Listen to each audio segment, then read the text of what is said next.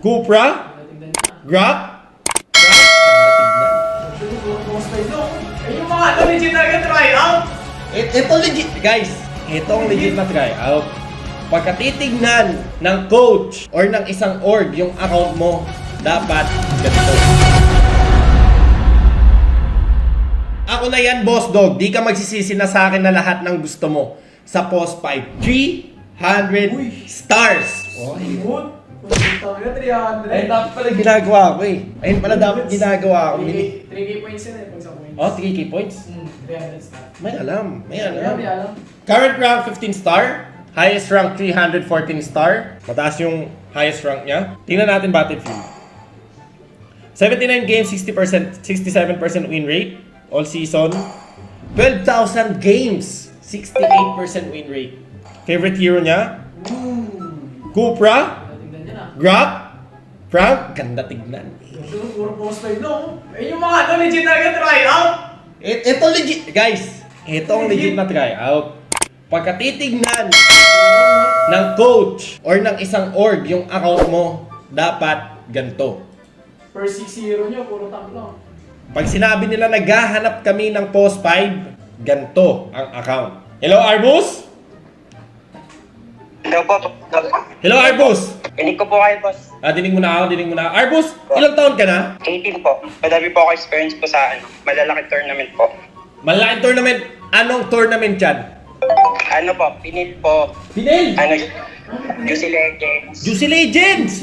Ano po, tas ayun po, Smart Day po. Smart breaks. Tas ano po, nagbe-bet game po kami, boss T. Betji? Nagbe-Betji ka? Sanay ka sa Betji?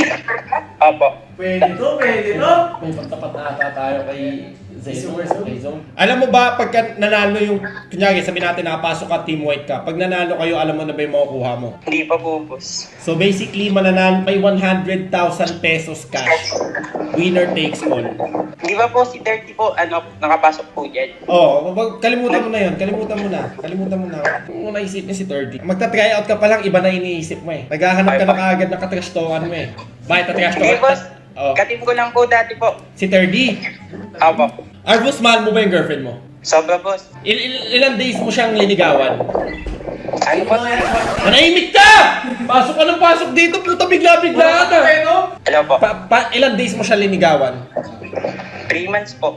3 months mo siyang linigawan. So, may patience ka. Opo, boss. Di naman kasi minamatinig yun, boss. Pag napunta ka dito, mapapalayo ka sa kanya. Okay lang ba yun? Sanay na po. LTR po talaga kami. Taga-Baguio po yun eh. Ay, mas malapit kung pala ka. Lalapit ka. Nagkita na ba kayo? Opo, 3 beses na po. Ano ang ginawa nyo nung nagkita kayo? Gusto ko malaman. Kwento mo sa akin, yung first pagkikita nyo, ano yung ginawa nyo? Yung mga galaan po sa Baguio po, tapos nag-date po. Kasama po yung kaibigan niya po no first meet. Oh, first meet. Second meet. Ano po, gumala po. Ulit. Saan naman kayo gumala? Sa mall lang po. Saan? SM Baguio po. SM. Eto na. Third meet. Third, eto. Third meet. Saan naman kayo, saan kayo gumala? Gumala kayo sa bahay nila, sa bahay nyo, saan ba? Yung third meet po namin, ano po, isang beses pa lang po kami nagkita. No, kasi po, bumagyo po. Tapos, 2 days po kami, 1 day po kami di nakita kasi brown hat. Hindi din siya pinapalabas, strict yung parents niya po. Strict yung parents niya. Pero kilala ka ng parents niya? Di ba po? Tapos yung kuya niya po, kilala na po. Tapos yung ibang family niya po. Yung mama at papa niya, hindi ka pa kilala. Opo. Hindi kasi gagawin mo dyan, ganito. Ihatid mo siya.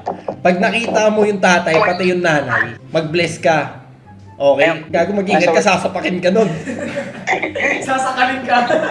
Ikaw pala yun ha. Ito yung dahilan bakit nag-mobile legend ang aking anak ha. Pero ako sabihin ko sa'yo men, based on experience men, mapasaya mo yung nanay, okay na. Tandaan mo yan. Kasi, ang mga tatay, takot yan sa nanay. Ang kailangan mo pa sa yung nanay dyan. Pag nakuha mo yung puso ng nanay, panalo ka naman. Kaya ligawan mo yung nanay niya. I-date mo din. Pagkatapos makilala na, nakuha mo na yung puso ng nanay. Pakilala ka na sa tatay, tapos maglabas ka ng kondom.